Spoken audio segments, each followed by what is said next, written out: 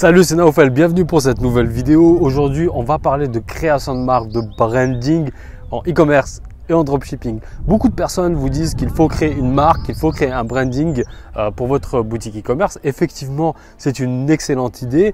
Mais avant de se lancer dans cette aventure, j'aimerais du coup te parler de deux choses. La première des choses, c'est pourquoi créer une marque. Et la deuxième chose, c'est comment justement créer une marque. Et je vais ici dans cette vidéo te partager avec toi du coup un plan d'action étape par étape qui va te permettre de créer ta marque pour ta boutique. Alors, pourquoi créer une marque en e-commerce?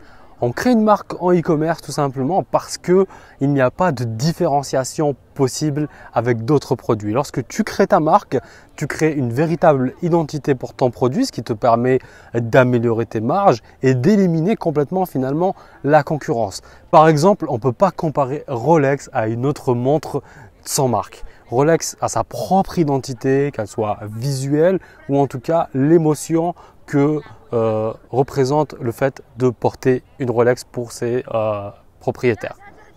L'autre avantage de créer une marque, c'est tout simplement que vous créez un actif, puisqu'une marque est quelque chose qui existe dans le concret, contrairement à juste un shop en dropshipping sur Internet. Lorsque vous créez une marque, vous créez un véritable actif qui va prendre de la valeur avec le temps et que vous pouvez même revendre.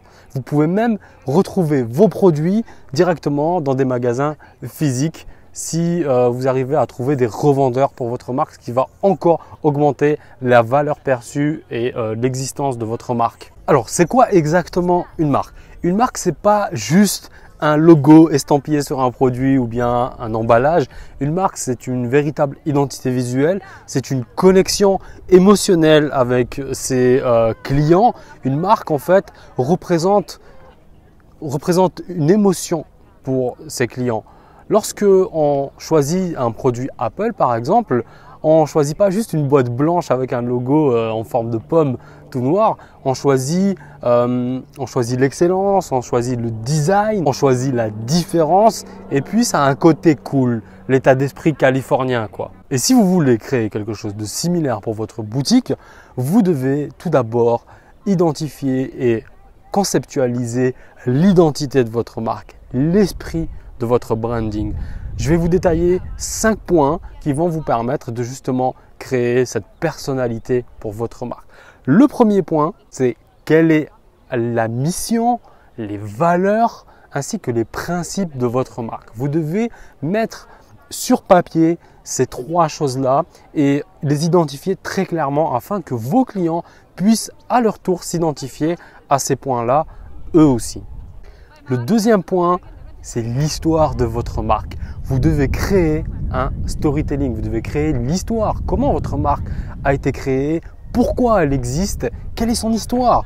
Le storytelling peut être à moitié vrai, à moitié faux, 100% vrai ou 100% faux. Vous devez juste créer l'histoire de votre marque pour que, encore une fois, vos clients puissent s'identifier à cette histoire. L'histoire va permettre de créer des émotions et de connecter justement avec vos clients.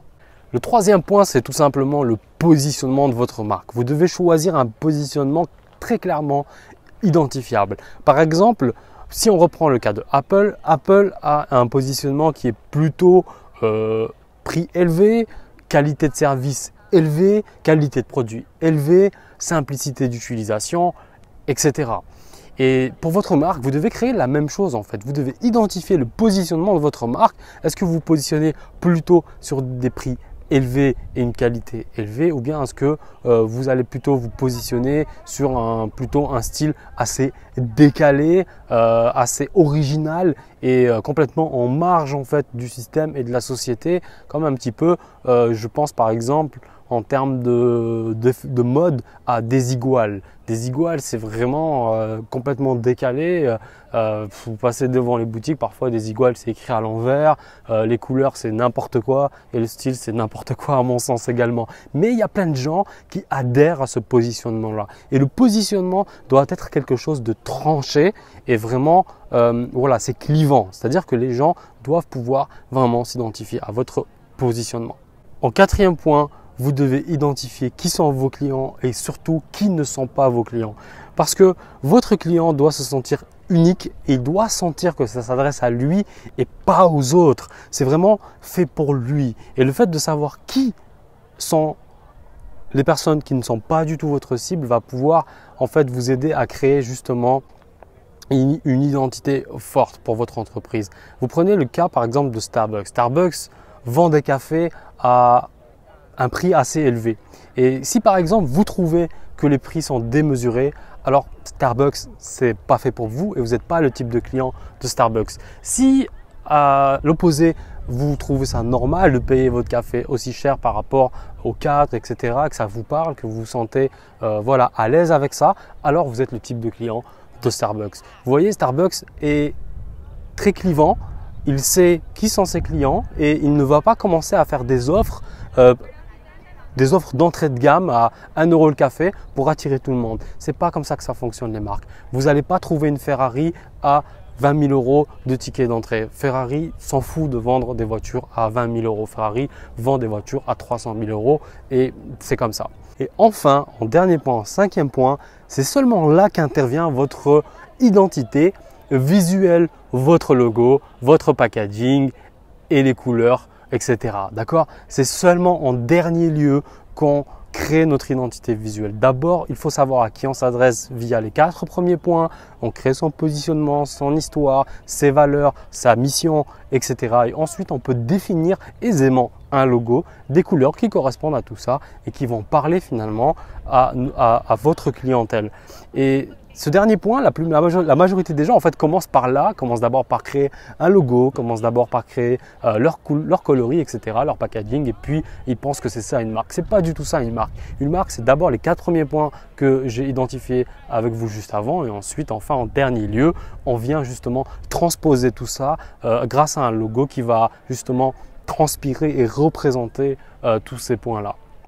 Et du coup, on arrive au dernier point du coup qui va être forcément la création physique, donc l'impression du packaging, l'impression du logo directement sur le produit, etc. Cette dernière partie, c'est vraiment une partie qui est assez facile à faire contrairement à ce qu'on peut imaginer. Là-dessus, je vais vous recommander de travailler avec un agent de sourcing ou une agence de sourcing qui va vous aider justement à sourcer votre produit, va vous aider à imprimer votre logo directement sur le produit, imprimer les packaging, mettre votre produit dans le packaging et expédier vos produits directement chez votre client ou directement chez vous si vous faites du stock directement en France ou bien aux US. Ce dernier point-là, à mon sens, je n'ai pas voulu spécialement le développer dès le départ. J'ai préféré t'aider en fait réellement à créer une marque. Comme je te l'ai dit, c'est une connexion émotionnelle avec ton client. Et ce dernier point, c'est juste une partie physique. Le conseil que je peux te donner pour choisir un bon agent, c'est tout simplement d'aller dans les groupes Facebook américains où tu trouveras assez facilement quelques agents, ou bien tout simplement en allant sur Upwork et en postant une demande, donc une mission, et tu vas avoir le choix sur plusieurs agents et tu pourras choisir celui qui te convient le mieux par rapport à ton produit. Voilà, c'était tout pour moi. Je te remercie d'avoir suivi cette vidéo. Si elle t'a plu, laisse-moi un petit pouce en l'air, un commentaire si tu as des questions à ce sujet, j'y répondrai avec plaisir. Je te dis à très vite. Ciao, ciao.